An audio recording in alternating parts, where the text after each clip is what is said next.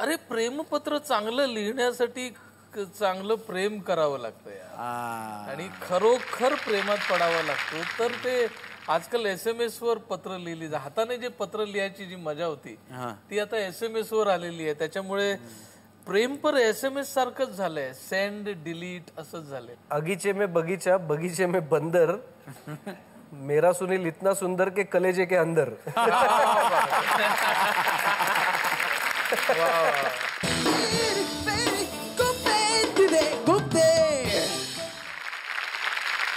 बघूया लोकांना काय खुपतं. माझी रिक्वेस्ट किशोरजी यांच्यासाठी आहे. त्या गांधी विरुद्ध गांधी मधला एखादा डायलॉग. गांधी विरुद्ध गांधी मधील एखादा डायलॉग. गांधी विरुद्ध गांधी हे नाटक बंद होऊन जवळजवळ 10-12 वर्ष झालेले आहेत. त्याच्यामुळे मला ते आता खरंच आठवणार नाही यार, आता नाही आठवणार मला. बरं बघ तू त्यांच्यासाठी एखाद्या कुठल्याही नाटकातला एक छानसा पीस. मी गेली 7 वर्ष सेल्समन रामलालचे शोज करतोय. त्याच्यामध्ये सतीश कौशिक, सीमा विश्वास जी आहेत, त्याच्यामधला एक छोटासा पीस आहे, 1 मिनिटाचं साधारण. मला आठवलं तर मी करतो की एक असा मुलगा आहे जो क्लेप्टोमॅनियक आहे आणि ज्याने खूप मोठं व्हावं असं वडिलांचं स्वप्न आहे आणि ते खूप प्रयत्न करतायत, पण त्या मुलाची तेवढी कुवतच नाही आहे.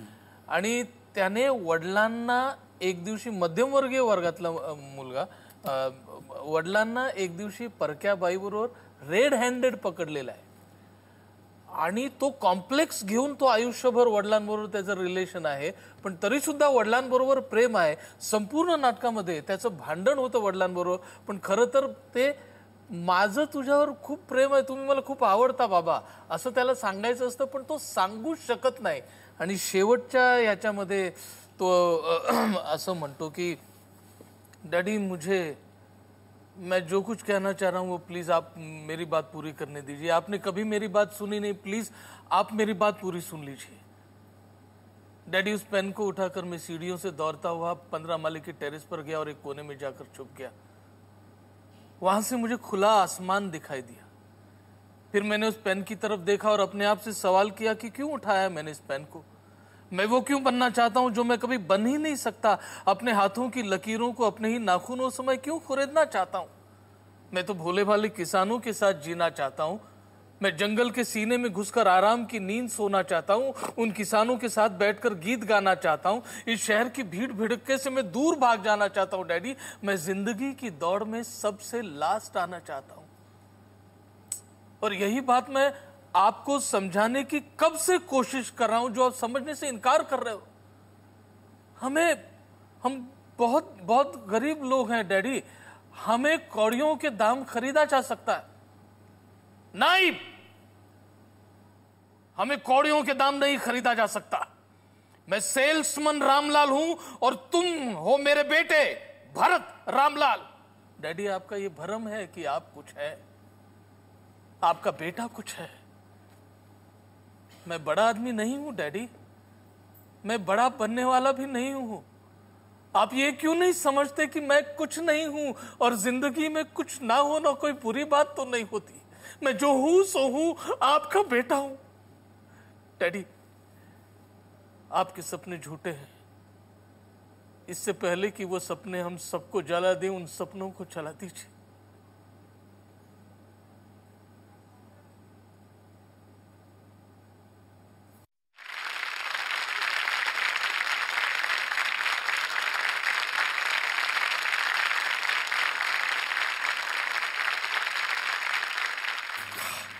मला एकदम विक्रम गोखलेंची आठवण झाली. ज्यावेळेला ते इथे बसले होते त्यांनी असंच आम्हाला रडवलं होतं आणि सिंधुताई सपकाळ होत्या. तुम्ही कमाल असता यार, हे ॲक्टर लोक. तुम्ही काय करता, तुम्ही बघता बघता डोळ्यात पाणी आणता स्वतःच्या दुसऱ्यांच्या. जादूगार असता तुम्ही. पण असे फार मोजके असतात तुमच्यावर. हाऊ डू यू क्राय किंवा होत असेल. How do you cry. We think of our married life.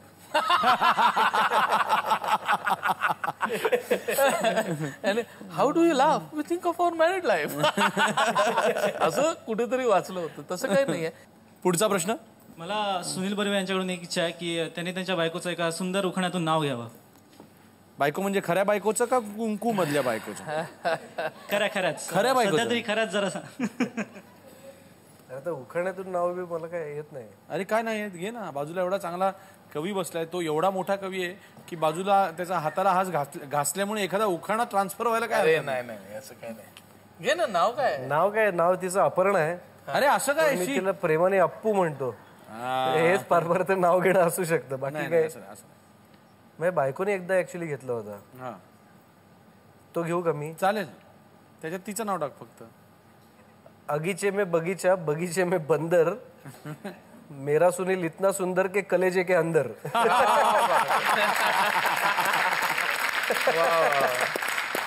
नाही नाही, याच्यात तू तिचं नाव नाही टाकू शकत. त्याच्यात तिचं नाव कसं नाही काय? नाही नाही, बरोबर आहे, बरोबर आहे. मरशीलच तू म्हणजे. पुढचा प्रश्न.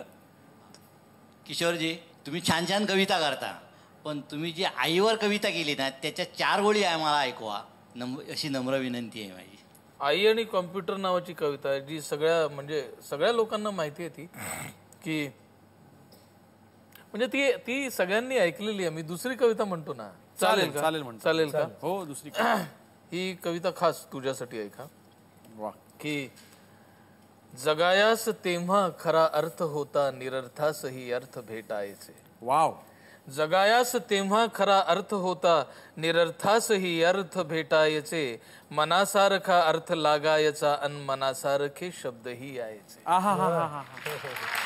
नदी सागराचे किनारे कधीही मुक्याने किती वेळ बोलायचे.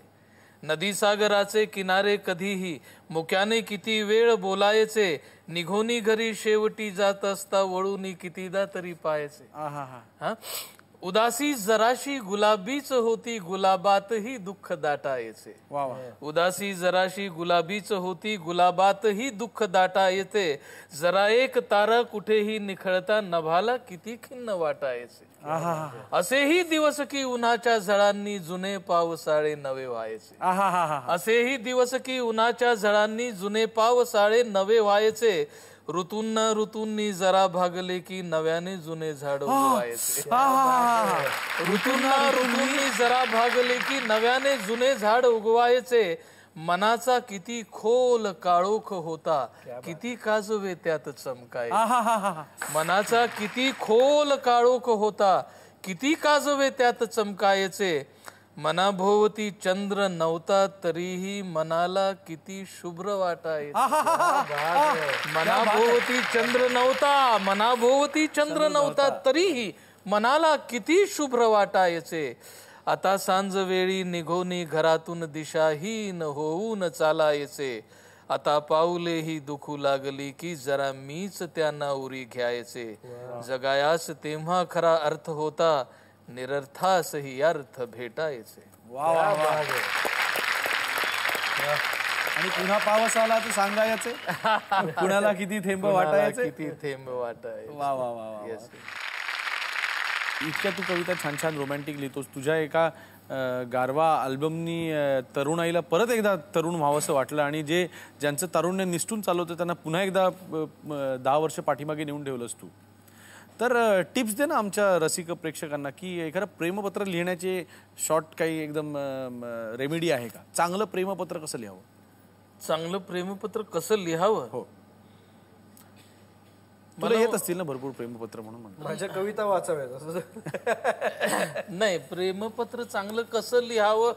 अरे प्रेमपत्र चांगलं लिहिण्यासाठी चांगलं प्रेम करावं लागतं यार. आणि खरोखर प्रेमात पडावं लागतो. तर ते आजकाल SMS वर पत्र लिहिली, हाताने जे पत्र लिहायची जी मजा होती ती आता SMS वर आलेली आहे. त्याच्यामुळे प्रेम पर SMS सारखंच झालंय. सेंड डिलीट असंच झालेलं आहे. प्रिझर्व पत्रासारखं प्रिझर्व नाही करता येत आजकालचं प्रेम, असं मला वाटतं. येस.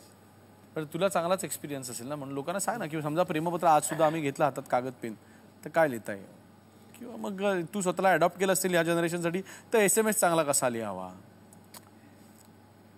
बघ माझी आठवण येते का? या सेगमेंटमध्ये आमच्याकडे एक छान कल्पना आहे, ती म्हणजे दिलसे. दिलसे म्हणजे आम्ही हा फोन तुम्हाला देतोय आता. फॉर एक्झाम्पल फोन बंद आहे पण तो कुणालाही लागतो. म्हणजे प्रतिभाताई पाटलांपासून ते तुमच्या शेजाऱ्यांपर्यंत आणि BMCची कुत्रे घेऊन जाणारी गाडी तिथपासून ते हॉस्पिटलमधल्या डॉक्टरपर्यंत. तर तुम्हाला आत्ता त्यांना काय सांगावं असं वाटतं? कुणाला लावणार फोन? कळेल तुला. हॅलो. हां आई मी बोलतोय.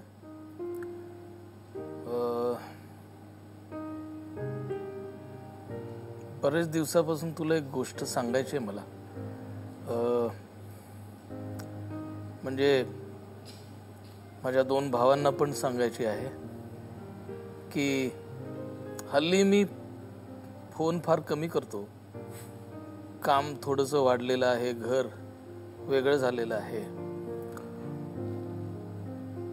तू ज्या ज्या परिस्थितीतून मला शिकवलंस, ज्या परिस्थितीतून माझ्या भावांनी मला मदत केली, त्यांच्यासाठी आतापर्यंत मी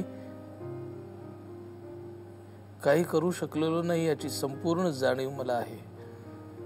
आणि ते का होऊ शकलं नाही याची कारणं मला माहीत नाहीत. पण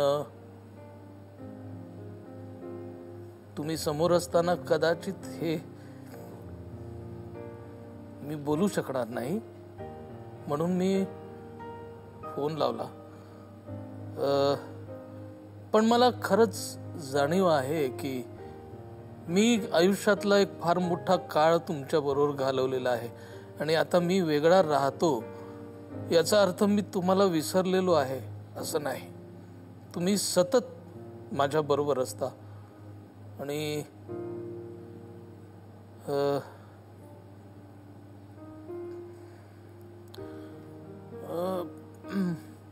मी प्रयत्न करतो आहे. स्टील आय एम स्ट्रगलिंग आणि I hope everything will be all right.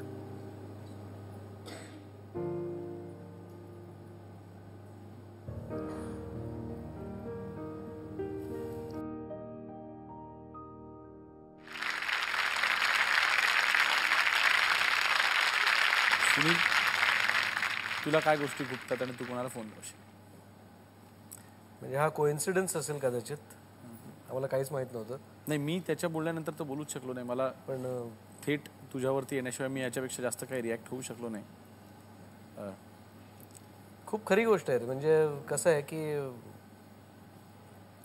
ज्या परिस्थितीत किंवा म्हणा किंवा कौटुंबिक त्या स्ट्रॅटामधून आम्ही येतो तिथे मुलांकडून खूप अपेक्षा असतात आईवडिलांच्या. आणि हे क्षेत्र जेव्हा आम्ही सुरू केलं तेव्हा खरंच इतकं मोठं नव्हतं, इतकं वास्ट नव्हतं. तर तेव्हा आईवडिलांना प्रचंड काळजी असायची आमची. अजूनही माझ्या आईला किंवा वडिलांना तितकीच काळजी असते. आता तरी खूप चॅनल्स आलेले आहेत, पण तेव्हा खरंच नव्हतं काही. आणि माझे वडील आत्ता 5 वर्षांपूर्वीच गेले. त्यांना बिचाऱ्यांना कायम अशी काळजी होती की मुलाचं काय होईल. त्यामुळे असं वाटतं की आज हे जे सगळं यश मिळतंय ते पाहण्यासाठी ते असायला हवे होते. मला खरं तर त्यांनाच फोन करावासा वाटतोय. कर ना. पण म्हणजे he was a very happy go lucky किंवा rather very jovial kind of a man. ते रडत बसले नसते आणि आमच्याही डोळ्यातून पाणी आलेलं त्यांना आवडलं नसतं. बापू, मी तुम्हाला फोन फक्त एवढ्यासाठी केलाय की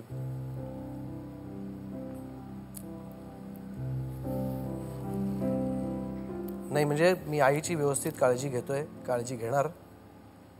माझी बायको, माझी मुलं, आम्ही सगळेजण तिची काळजी घेणार.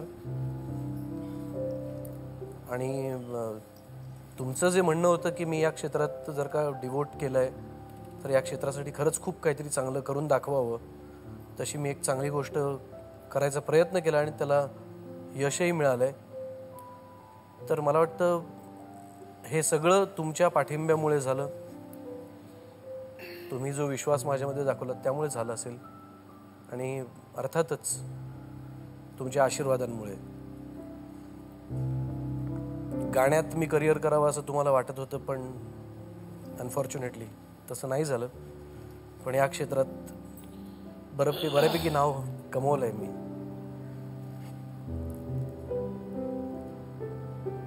तर मला वाटतं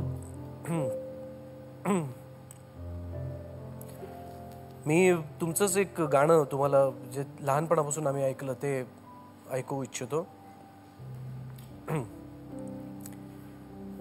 इंग्लिश गाणं आहे ते. प्लीज. ते गाणं असं आहे. There was once a man with a double chin on a pumpkin skin of a violin, and he played in time and he played in tune, but he never played anything but old gyp tune. There was once a man with a double chin on a pumpkin skin of a violin, and he played in time and he played in tune, but he never played anything but old gyp tune. Old gyp tune he played all day until he rose his friends awake. He played all night by the light of the moon, but he never played anything but old gyp tune.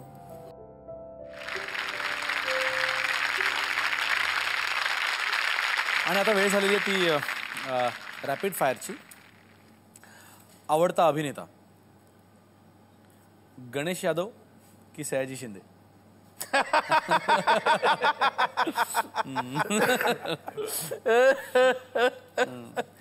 नाही, दोघंही आहे रे यार. नाही, नाही, दोघंही असं माझे मित्र आहेत. नाही. तुम्ही मित्रांमध्ये भांडणं लावायचं काम करू नका. इकडे गुप्ते तिथे गुप्ते अरे मध्ये. पहिल्यांदा थोडासा gossiping kind of a show मराठीमध्ये शेप घेतो. तुम्ही काय घाबरता? सांगा. नाही नाही नाही, गणेश यादव की सयाजी शिंदे? ते दोघंही माझे जवळचे मित्र आहेत आणि दोघंही मला आवडतात यार. आय कांट, म्हणजे मला मारतील ते दोघंही. आवडता दिग्दर्शक रवी जाधव की राजू पाटील? अरे यार, एकाच वर्षी मला 2 चांगले सिनेमे दोघांनी दिलेले आहेत यार. दोघंही चांगले आहेत यार. हे तुम्ही हे असे काय म्हणजे हे करता? असंच आहे, ती गंमत आहे. पण मला नटरंगपेक्षा जोगवामध्ये त्या, आणि मला रवी जाधव ह्याच्यासाठी जरा आवडला कारण तो मला न ओळखता त्याने मला पांडवाचा रोल दिला. राजीव पाटील खूप वर्ष मला ओळखतो आणि त्याने नंतर मला जोगवाचा दिला, पण जो काय दिला तो वर दिला. पण आता मला रवी जाधव. बरं, असं सांग की नटरंग मधली तुझी भूमिका तुला जास्त आवडते का जोगवा मधली? दोन्ही पांडवा मला जरा जास्त आवडतो. आवडता लेखक भालचंद्र नेमाडे की रंगनाथ पठारे? रंगनाथ पठारे. आवडता कवी अशोक नायगावकर की अशोक बागवे? अशोक नायगावकर. का? का नाही? किशोर म्हणजे नेमकं काय? इमोशनल अत्याचार की इमोशनल ब्लॅकमेल? इमोशनल अत्याचार.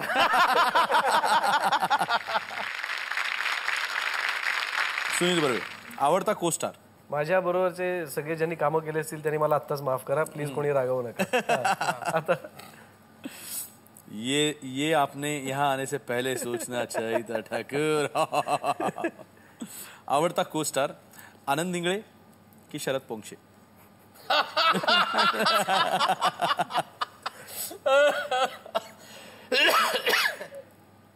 आनंद इंगळे. ओके. शरद पोंक्षे तुम्ही बघताय ना? चांगला असतो कार्यक्रम. खूप कोस्टार म्हणून म्हटलं, माझा निर्माता म्हणून ऍक्टर म्हणशील तर मग.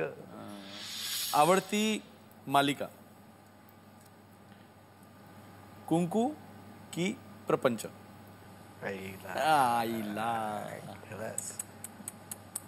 प्रपंच. काय म्हणतो? It was the beginning. It was a nice kind of an atmosphere. जिकडे ते कमर्शियल सगळं झालेलं नव्हतं आणि मग ते प्रिसिजन. त्याचं टायटल सॉन्ग माझं होतं. हो, तर या सगळ्या गोष्टी छोटासा रोल होता त्यातला. खरं तर it was all the roles were important. Kunku वेगळ्या कारणांसाठी आवडते अर्थातच, कारण त्याने मला एक वेगळं लीप दिलं. आवडता दिग्दर्शक नाटकाचा प्रतिमा कुलकर्णी का चंद्रकांत कुलकर्णी?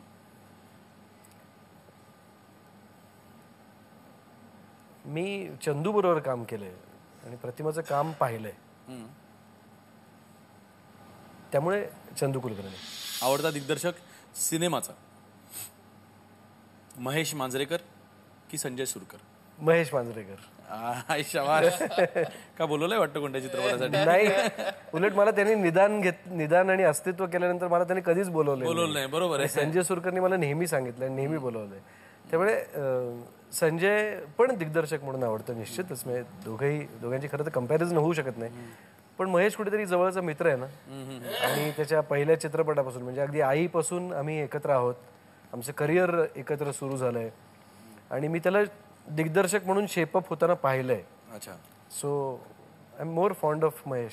महेशचं नाव निघाल्यावर मला एक दिलसेमध्ये सांगायचं महेशला, सांगू का? हो चालेल प्लीज. मला असं सांगायचं महेशला की महेश, मी तुझ्या घरी रोज येऊन बसत नसेन, तुला रोज फोन करत नसेन, but I am really a good actor. Please you owe me one good role. Okay Mahesh, तुम्ही ऐकत असाल महेश दादा तर नक्की ऐका. आणि ही तक्रार आहे. ओके. मग माझी पण तक्रार आहे ना. मी मग तक्रार वजा. हो, माझ्याकडे घेतलं जातात. मी इथे बसलो. 2 फिल्म्स नंतर मला त्यांनी घेतलेलं नाहीये. आवडता गीतकार? मला माहिती गुरु ठाकूर आणि मी असं काहीतरी असेल. अरे किती अपेक्षा आहेत ना स्वतःकडनं. दोघांना एकदा तुझं असलंच पाहिजे. नाही, बरं ठीक आहे, बोल. काय? अरे कमाल आहे यार. आवडता गीतकार? संदीप खरे. आईला आणि सौमित्र. आवडता खूप विचार केला तरी मला किशोरच दिसतो, म्हणजे सौमित्र अर्थात.